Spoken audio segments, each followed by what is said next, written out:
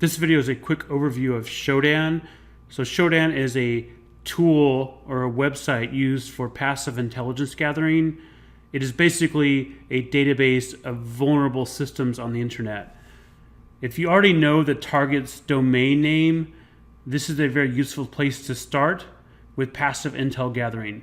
For instance, if the target is Washington University in St. Louis, their domain name is wustl.edu.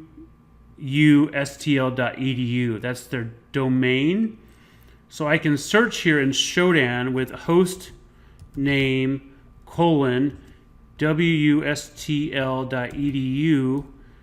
and this will return any vulnerable systems in Shodan's database that are part of wustl.edu.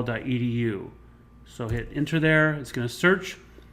And you notice all these have wustl.edu in them. So right here, wustl.edu. If you only want to search for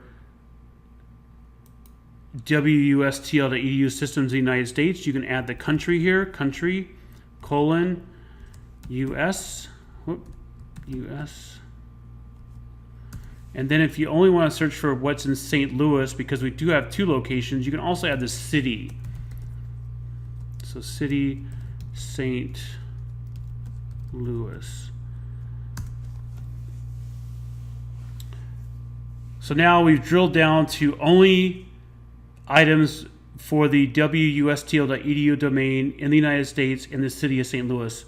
As I mentioned, this is very useful if you're doing a penetration test or an assessment against a target. If you know the target's domain name and you know the city of that target, because the target may have multiple branches, you can really get granular on what you're searching for. This is a lot better than just kind of browsing around in Shodan or randomly trying searches, which is what a lot of people do.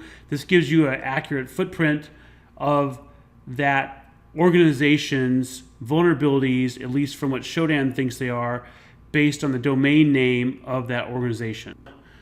Hopefully you found this video useful. Good luck with your intelligence gathering. Adios.